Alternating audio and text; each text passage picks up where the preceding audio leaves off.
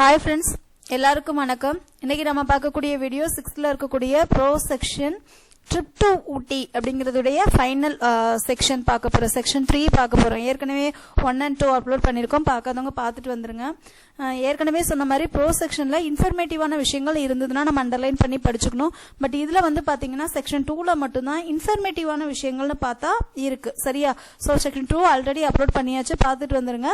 Section 3ல நம்ம என்ன ma'am கத்துக்கணும் அப்படின்னு பாத்தீங்க அப்படின்னா, செக்ஷன் 3ல வந்து நம்ம என்ன கத்துக்க போறோம் அப்படின்னா, அதாவது வந்து இந்த லெசன்ல வந்து ஒரு சில இம்பார்ட்டன்ட் வெக்காபுலரி மட்டும் கத்துக்க போறோம். சரியா? பார்க்கலாம். இந்த ஸ்டோரி இது வந்து ஒரு ஸ்டோரி மாதிரி தான். இந்த பர்டிகுலர் இந்த செக்ஷன் பாத்தீங்கன்னா ரொம்ப பியூட்டிஃபுல்லான ஸ்டோரி. அதாவது என்னன்னா, அவங்க இந்த ஸ்டோரியோட கண்டினியூஷனே எப்படி இருக்கும். அவங்க வந்து ஒரு ஊட்டிக்கு போவாங்க. அங்க நடந்த எக்ஸ்பீரியன்சஸ் தானே அவ தன்னோட ஃப்ரெண்ட்ட ஷேர் பண்ணிட்டு வருவா. ஸோ அப்ப வந்து இங்க என்ன நடக்கும், இந்த ஸ்டோரியில வந்து எல்லாத்தையும் ரீட் பண்ணுமா மேம், எல்லாமே வந்து படிக்கணுமா அப்படின்னு கேட்டா வேணாம். பட் அவுட்லைன் தெரிஞ்சுக்கோங்க. தெரியாம வந்து நம்ம ஆன்சர் பண்ண முடியாது. இது வந்து ஒரு it is a kind of story telling தான். சரியா? பார்க்கலாம். அதாவது அவங்க வந்து அந்த ரயில்ல பயணம் செஞ்சுட்டு போவாங்க. அப்ப அந்த குரங்கு வந்து பழத்தை புடுங்கும், அந்த மாதிரி விஷயங்கள்லாம் நடக்குமா. அதுக்கப்புறம் தொடர்ந்து அவங்க போய்கிட்டு இருக்கும் போது என்ன பண்ணுவாங்க அப்படின்னா, அவங்க ட்ரெயின் பக்கத்துல ஒரு பெரிய எலிஃபண்ட் வந்து என்ன பண்ணும், ஏன்னா அது மலைப்பகுதியில எலிஃபண்ட் வர்றதெல்லாம் சகஜம்.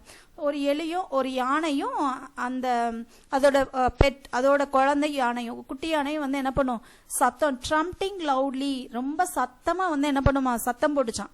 சரியா? அப்போ என்ஜின் டிரைவர் வந்து என்ன பண்ணுவாரு அப்படின்னா, சாமர்த்தியமா பேசி கோக்ஸ் அப்படிங்கிறது இதுல என்னன்னாப்பா, அதாவது நார்மலா பெர்ஷர்ட் அப்படின்னு சொல்லுவாங்க. அதாவது இனிமையா பேசி அவங்கள வந்து நம்ம வழிக்கு கொண்டு வருது. ஏன்னா இது ட்ராக்ல போய் நின்னா அவங்களால வந்து ட்ரெயினை எடுக்க முடியாது இல்லையா. ஸோ அவர் ட்ரை பண்ணிட்டு இருப்பாரு. பட் ஆனா வந்து அது நகரவே செய்யாது, யாரையும் பக்கத்துலயும் வரவிடாது. அப்பதான் என்ன பண்ணுவான், அந்த மணின்னு அவளோட ஃப்ரெண்ட் இருக்கான்ல, அவன் என்ன பண்ணுவான், நிறைய வாழைப்பழத்தை எடுத்துட்டு போய் அந்த யானைக்கு கொடுப்பான். அந்த யானை என்ன பண்ணும், அழகா வந்து என்ன பண்ணும், எடுத்து சாப்பிடும். அதுக்கப்புறம் அதோட சத்தம்லாம் என்ன பண்ணிடும், குறைஞ்சிரும். உடனே எல்லாரும் உங்ககிட்ட இருக்கிற வாழைப்பழம் ஃப்ரூட்ஸை கொண்டு போய் கொடுப்பாங்க. கொடுத்த உடனே அது என்ன பண்ணிடும்னா, அழகா சாப்பிட்டுட்டு எப்படின்னா அந்த இடத்த விட்டு நகர்ந்துரும். ஆக்சுவலா அவங்களுக்கு என்ன ஒரு விஷயம் அப்படின்னா, அப்ப இவ்வளோ பக்கத்துல வந்து ஒரு காட்டு யானை பார்ப்போம் அப்படின்னு அவங்க எக்ஸ்பெக்ட் பண்ணல. ஆக்சுவலா அவங்க அதெல்லாம் எக்ஸ்ப்ளோர் பண்றதுக்காக தான் அந்த ஏரியாவுக்கு வந்திருப்பாங்க. ஸோ அதை பார்த்துட்டு வந்து அவங்களுக்கு ரொம்ப ரொம்ப ஹாப்பியா இருக்கும்.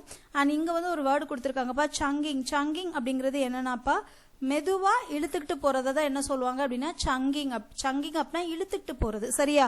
அதே மாதிரி மாமர் அப்படின்னா முணுமுணுக்கிறதுன்னு சொல்லுவோம்ல, மாமர் டோன்ட் மாமர் எனிதிங், அதாவது வாய்க்குள்ளே முணங்காதுன்னு சொல்லுவோம்ல.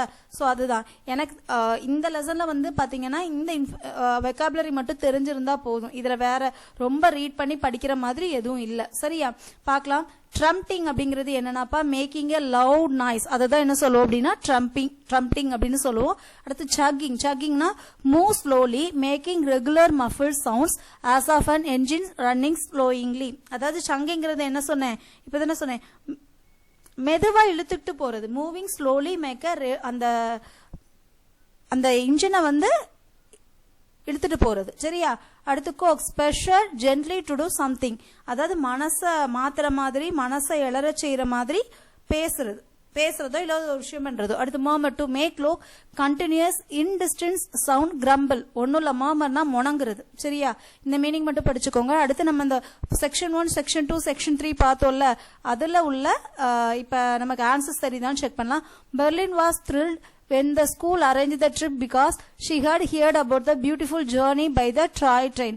அவ டாய் ட்ரெயினை பத்தி நிறைய இன்ஃபர்மேஷன் கேட்டிருப்பா. ஸோ அதனால அதுல போறோம்னு சொல்லி தான் அவ ரொம்ப எக்ஸைட் ஆவா. சரியா?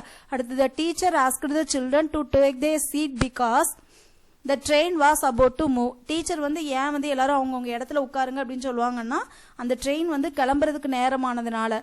அடுத்து Geetha madam could not stop the children running out of the train because they actually வந்து அந்த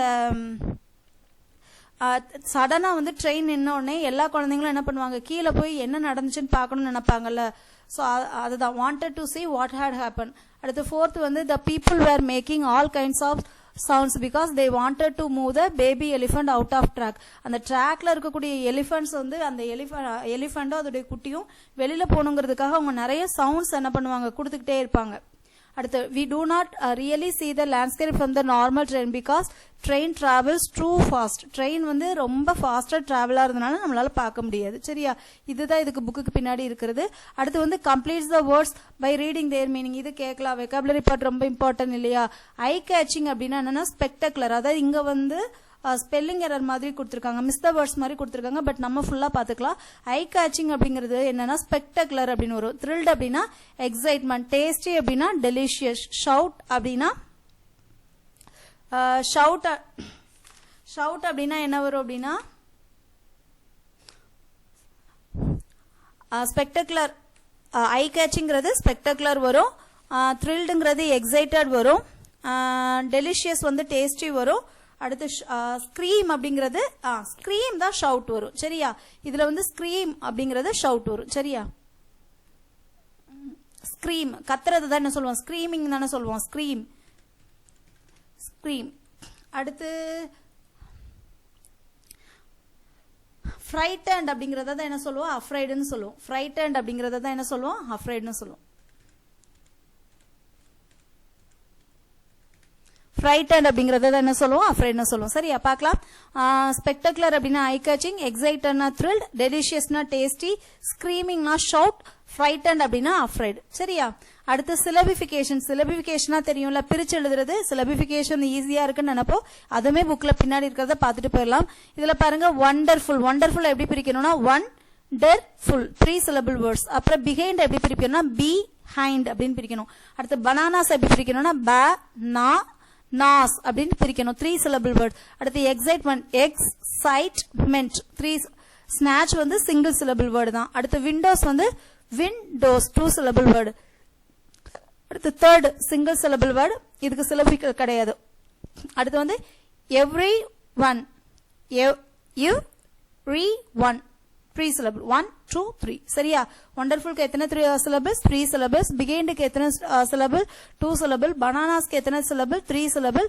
எக்ஸைட்மெண்ட்டுக்கு எக்ஸைட்மெண்ட் 3 syllable. ஸ்நாட்சுக்கு syllable கிடையாது, ஒரே ஒரு வேர்டு தான் அது.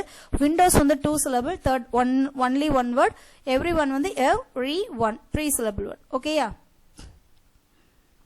தென் அதுக்கப்புறம் ஒரு filling the blanks choose the best கொடுத்துருக்காங்க, அது ரொம்ப இம்பார்ட்டன்ட் தான், பார்க்கலாம். உதகமண்டலம் ஆக்சுவலா இது வந்து எதுல அப்படின்னா நம்ம இந்த டேர்ம் லாஸ்ட்ல வந்து ஒரு லிசனிங் பேசேஜ் மாதிரி கொடுத்து கேட்டிருப்பாங்க. பட் நம்ம பேசிக்கான இன்ஃபர்மேஷன் வந்து தெரிஞ்சு வச்சுக்கிறது நல்லதுதான், இதை படிச்சுக்கோங்கப்பா. Udhagamandalam is located in the western ghats zone in the altitude of. Udhagamandalam எங்க இருக்கு அப்படின்னா வெஸ்டர்ன் காட்ஸ்ல இருக்குன்னு தெரியும். எவ்வளவு மீட்டர் ஆல்டிடியூட்லனா 20-40 மீட்டர்ல. அடுத்து centuries ago Udhagamandalam was call Othai Kal Mandu, ஒத்ததை கால் மண்டுன்னு அழைச்சிருக்காங்க. அடுத்து the maximum summer temperature of Udhagamandalam. சம்மர்ல உதகமண்டலத்தில் எவ்வளவு டெம்பரேச்சர் இருக்கும், 25 டிகிரி செல்சியஸ். அடுத்து Udhagamandalam was inhabited by tribals called. உதகமண்டலத்தில் இருக்கக்கூடிய பழங்குடி இனத்தவருடைய பேர் என்ன பேரு, தோடா அப்படின்னு சொல்லுவாங்க.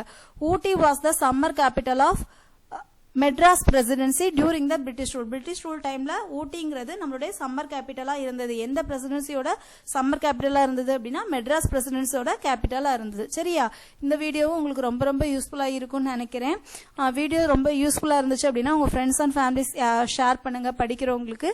அது மட்டும் இல்லாம இந்த வீடியோஸ் உங்களுக்கு யூஸ்ஃபுல்லா இருந்ததுன்னா ப்ளீஸ் கிவ் 1 லைக். பிகாஸ் நீங்க கொடுக்குற ஒவ்வொரு லைக்கும் அடுத்தடுத்த மோட்டிவேஷன். அடுத்தடுத்து ஒரு நல்ல வீடியோவோட சந்திக்கலாம். Thank you friends.